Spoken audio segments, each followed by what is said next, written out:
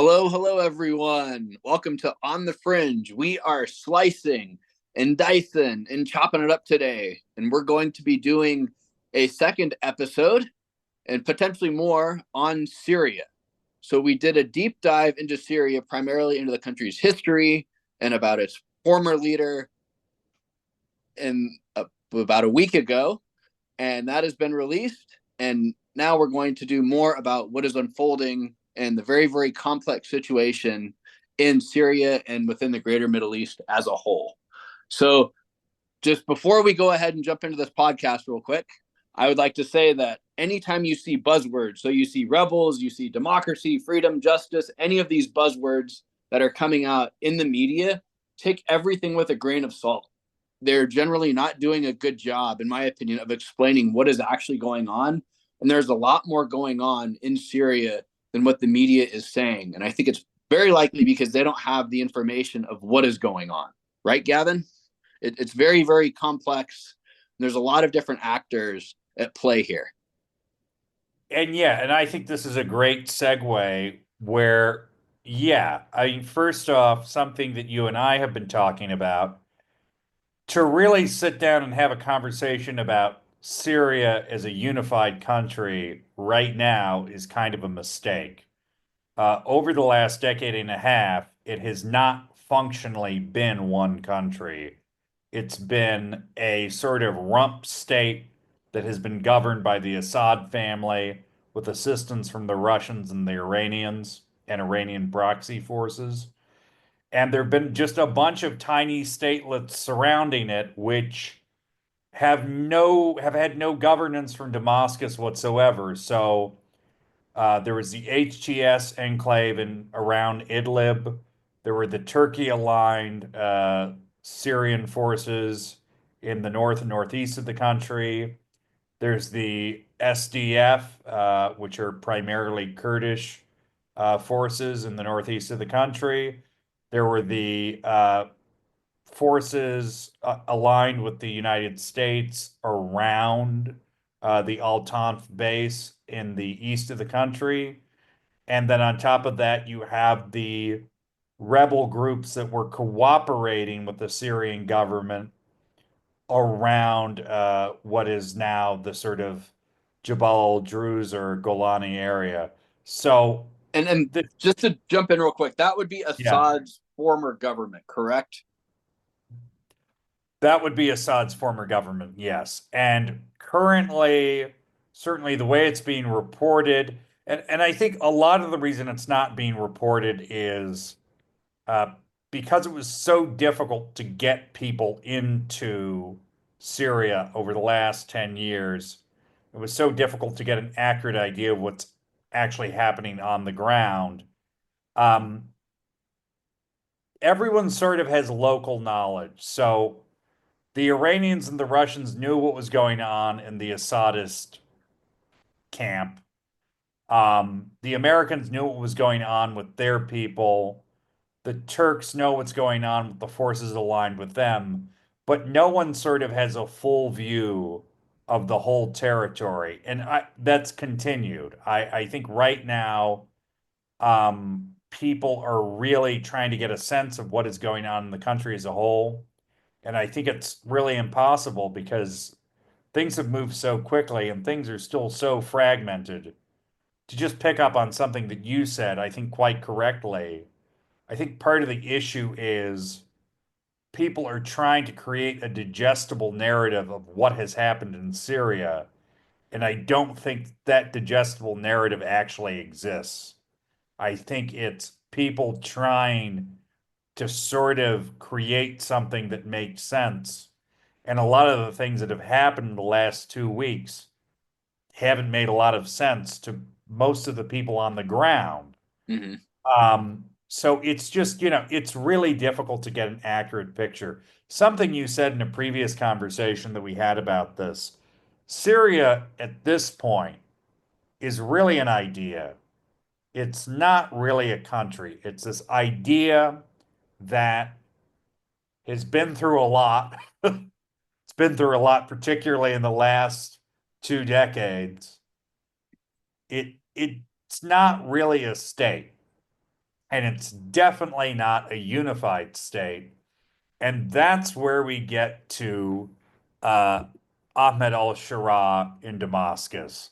Can you just tell the listeners who's Ahmed al-Sharaa? So this guy is the head of Hayat Tahrir al-Sham. They're basically an Islamist group. They were backed by Al Qaeda financially for a very, very long time. And one of the guys who was very instrumental in actually creating this group was Abu Bakr al-Baghdadi. And this guy was the founder of ISIS, and we killed him back in 2019. And if you remember, ISIS stands for the Islamic State of Iraq and Syria. So ISIS was a state, and they tried to set up an existing state where you had not just a bunch of terrorists running around saying, okay, we're going to commit jihad and we're going to basically try to kill all of the infidels. They understood that you had to have some sort of a structure in order to govern and in order to control. So they would have trash pickup. They created their own money. They had schools. They had a system in place. And this guy, I think, is taking a couple of plays out of ISIS's playbook and also the Taliban's playbook to create a state in Syria. Is it going to be a terrorist state? I mean, he says it's not a threat to the West. He says Syria is not going to be a threat to the West. But I look at this and go, this guy has experience with these types of people in the past. And why should we take him at what he says at face value? I think it's dangerous to sit here and listen to this guy and go, oh, yeah, we really can trust everything he's saying, especially what's gone on in the last 2 or 3 weeks where everything is such in flux. And you had one of CNN's biggest international reporters duped by a Syrian. It's embarrassing, but he was basically a Syrian intelligence officer who was being freed from prison, and she was giving him water. And I was looking at this and going, this is really, really strange. I mean, I would have thought he would have been in much worse condition. He didn't look like he was pretty beat up compared to some of the other pictures and some of the other stuff that I heard about Assad's terrible, terrible punitary justice system. Punitary. I haven't heard that Penal, word. penal system, punitary. That's a Davism. I think you're looking for punitive there, Dave. Punitive. There we go. Punitive. Punitive. A It's a punitive. little punitive out there. There we go. There we go. I have to say I don't fully agree with you. I think I mostly agree with you. The things to remember about Shira, or is actually as he's been known for most of the time, uh, Abu Muhammad al-Jilani, Mm-hmm. uh, who was born to a middle class family in Riyadh in Saudi Arabia, came from a pretty intellectual, pretty upper middle class Syrian background. He's he's been in it for a while. He's about 41, 42 these days. He started off in Al Qaeda in Iraq Mm-hmm. in 2004. So he's been in this for a while. Al Qaeda in Iraq was basically the most hardcore franchise. That was led by Zarqawi. He would have worked with Zarqawi directly at some point. He, of course, refuses to confirm or deny because he's a lot of things, but he's not dumb. He is not saying, yeah, oh, I worked for some people. I didn't have a direct line. And it's like, it wasn't a huge outfit. You met this guy. Um, he worked in Iraq for about 2 years. Then he joined an offshoot, uh, which was led by Baghdadi, Abu Bakr al-Baghdadi. That later turned into the Islamic State. He was sent into Syria basically to start a franchise. And We could jump into the whole entire franchise, the terrorist group franchise. That's a whole nother episode. that's a whole different episode that maybe we'll do early next year because that's going to be a lot of fun Yeah. actually. Yeah, But that would be a lot of fun to talk that about. will be a lot of fun because we are doing that now. We've committed. We're on Mm-hmm. air. Uh, All right, let's do it. we're gonna do so he went out to Syria and started up a franchise in basically what is northwest Syria, around what is now Idlib. And he broke off with Baghdadi at some point. He thought, again, this is coming from him, so we don't exactly, he's not a trustworthy person, really. We don't know exactly what was going on. We do know there was a disagreement in terms of he thought ISIS or ISIL or just IS, he thought they were moving too fast. He thought Baghdadi was taking a lot of liberties, theological liberties. He didn't agree with a lot of his interpretations. He thought they were moving too quickly. And he Mhm. started sort of keeping his own counsel. He launched the Al Nusra Front in 2012. And the Al Nusra Front, as you pointed out, almost immediately got backing from Al Qaeda, which is already interesting. This is a guy who's sort of been ping ponging back and forth. He's with Al Qaeda. He gets kicked out. He joins a more radical group. He leaves that. Now that he's sort of affiliated with Al Qaeda again. And basically, Hayat Tahrir al-Sham, or HTS, they're the al-Nusra Front. There's basically no real difference except, again, branding. Mhm. At some point in 2016, this was basically to distance himself from Al-Qaeda and from the Islamic State. They changed the name. Right. And there's he has a serious problem. And whether you find him trustworthy or not, he's, I mean, I hate to say this, he's a guy trying to be the head of state in that particular part. I mean, it could be any part of the world, Well, let's be honest. well, he basically calls himself the leader of Syria right now, and it looks like that our diplomats were basically going to Syria in the last couple of days, or it Yeah. might have been even I guess today.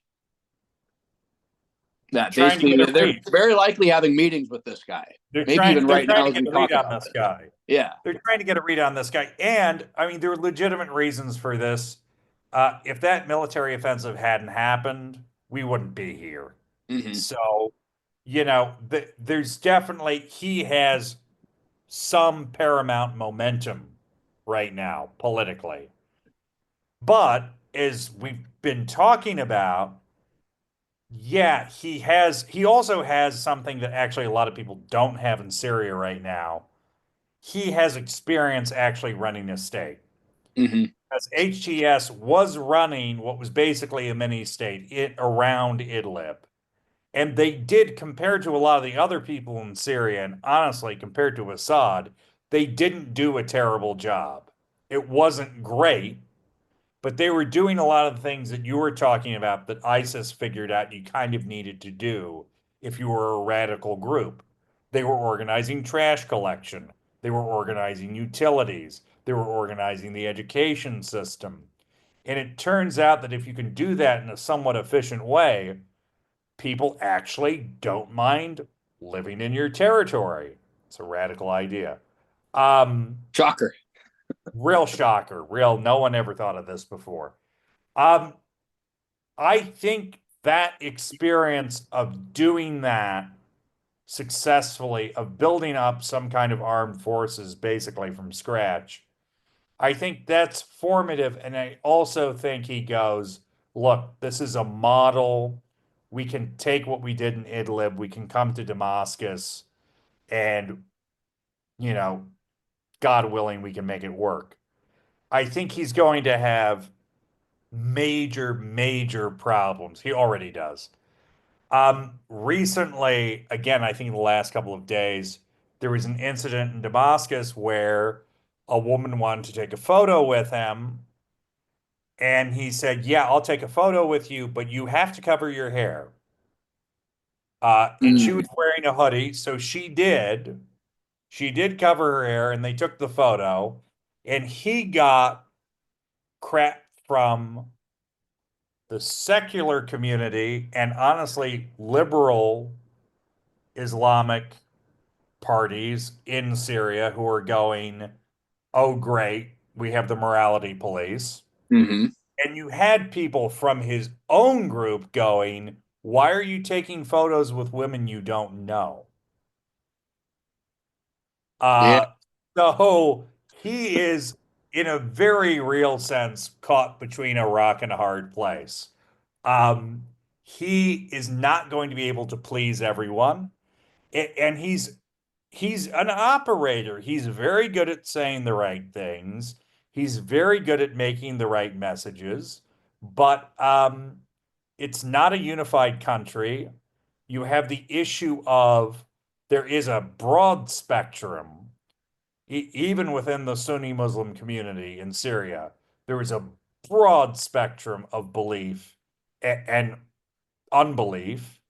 And how are you going to be able to govern these people if you do insist on, some kind of Islamic Republic, which seems pretty likely at this point that they're going to try to go in that direction. They already are. You're going to have issues with religious minorities that you didn't have many of in Idlib. I mean, the people living in Idlib were almost all, not all of them, but most of them, they're Arab speaking Sunnis. Um, if you go Well, to the well, south, Syria has a small, but I guess regionally large Christian population as well, right? yeah, I think currently it's somewhere between 3 and 5%. Yeah, that's But what I I mean, was thinking. It's under 10, but it's still, a sizable chunk of the people in Syria are Christian. So how are you going to incorporate these people into a state? and not just the Christians, but the Alawites, the Yeah, Shias, the Alawites as well. Ismailis, the Druze, which are right next to the Israeli occupied territory at the moment and historically have not got along really well with the centralized Syrian state. So there are a lot of there's so many open-ended questions that we don't have obvious answers for. And I think right now, to get back to what we started with, I think right now there's a real drive, not just in Western media, but definitely there, to try to impose some kind of narrative and say, this is the arc. This is Mm-hmm. the arc of where things are going. And the honest truth is right now, we have no idea where things are going. And I think if anyone says, well, this is where we're going, that they're making it up. They're Yeah. Well, no, mostly making it up. I agree, and I think as well we want to have it look like that there is somebody that's actually in control. And going off of what you said earlier, nobody really has any control because nobody really has any idea of what's actually going on in the country because it's just a patchwork of information and a patchwork of governance, and it's impossible to put all those pieces together to get the whole puzzle. I mean, you've got one corner here and you've got another corner here and you've got one corner here, and you can maybe see, okay, this is going to, look like something, but we don't know exactly what that's going to look like because we don't have, and we're not going to be able to get all the pieces for probably a very long time, And if at all.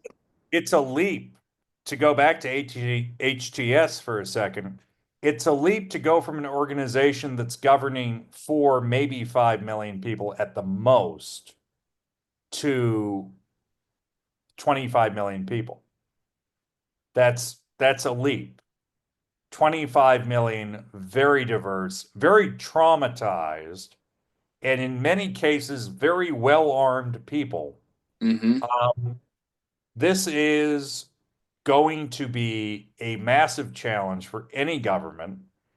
And look, I mean, you can't beat around the bush. Al-Sharaa, even if he is the de facto leader, he was a specially designated global terrorist, according to the US State Department. Now, Nelson Mandela used to be a designated terrorist, but that doesn't mean this guy's Nelson Mandela. And I don't think Nelson Mandela had a $10 million reward on his head uh, for a significant period of time, which this fella did. Um, So, this is actually a serious logistical question. Hmm. When do the sanctions come down? Right. Because it's not just him that's under sanctions. Actually, any government representing Syria is going to be under sanctions right now. So Syria is, uh, if it has to do any business with the US or the EU or actually a lot of countries, they can't do business with this government, no matter who's in it, no matter whether they have elections or not, or what those elections look like. Those sanctions have to be repealed by national legislatures. And I have a feeling that is going to be a process in a Well, lot of countries, and it's not going to be a quick one. well, I was going to say, Gavin, it looks like Congress here might be shutting down. Yeah, We can't even I, I we saw can't the pass the news. budget, so this could be a very very long and drawn out process. No joke. And And I mean, look, the fact of the matter is, if you want to look at this guy and go, okay, is he a terrorist? I mean, if you're looking at past historical associations, it's kind of hard to say no. And it is going to be difficult. I mean, not that people haven't done it before, but it will also create the issue of if they do pull back sanctions, if countries start pulling back sanctions for a government that has HTS in it, um, you're going to have a lot of angry people in Kabul because the Islamic Emirate of Afghanistan is still under sanction. Um, it still is having massive economic problems. And you're going to have a lot of people going, well, if we're recognizing these guys, why are we not doing this in Afghanistan? well, and to just I guess to jump off Afghanistan real quick. So yes, we have sanctions on there, but that's not stopping Russia and China from actually investing and trying to draw out some of the country's rare earth minerals. And they're going to still take advantage of the situation wherever they can. So you're going to have other players. If we have sanctions on Syria and they continue to be in play, other states that don't care about U.S. sanctions or the states that are already sanctioned are going to be jumping in there and trying to do business and trying to set up shop in Syria, where we're putting ourselves on the back foot, where we're starting off on the back foot and we're putting ourselves in a difficult position and we're making it much harder than we actually need to make it. If this is something that we're going to prioritize under the next administration. Which I mean, I would actually highly doubt. Yeah. I suspect it will not, if it is a priority, it will probably be against the express wishes of the executive branch. Um, but it may become unavoidable because, the thing that we haven't talked about, we'll probably go into more depth with next time, is it's not just the internal dynamics, it's the regional dynamics. Mm-hmm. A very real and very dangerous possibility that a proxy conflict breaks out in Syria uh, between the states involved, including Turkey, including Iran, including possibly Russia, including Israel.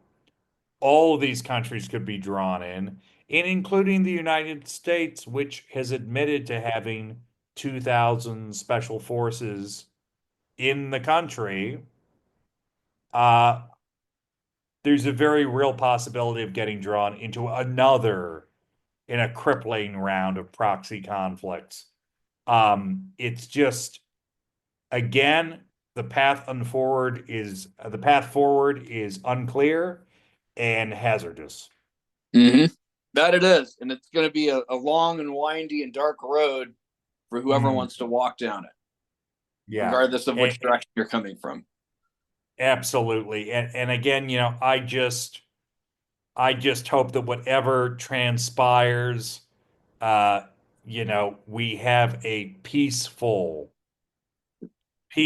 settlement for the sake of the Syrian people, who Mm-hmm. at this point have just been through the meat grinder Yeah. uh, for the last decade and a half, and you just hope, man, give these people a little bit of stability, a little bit of something real, because it's just been god awful.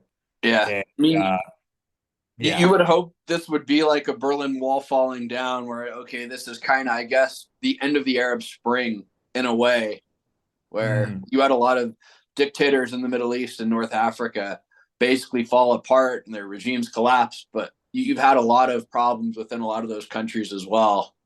Libya is one of them. Syria is another one where Assad's been, had been holding on to power for a very long time.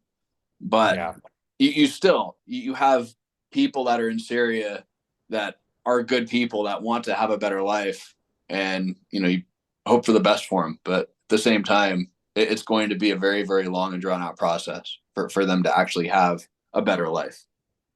absolutely. And I think on that rather somber note, I'm gonna have to say, I hope to see you soon, and best to everybody. Thanks, Yep. Dave. Yep. Thank you guys. Have a wonderful holiday season. Merry Christmas. Happy New Year. All the best. Happy holidays, everybody.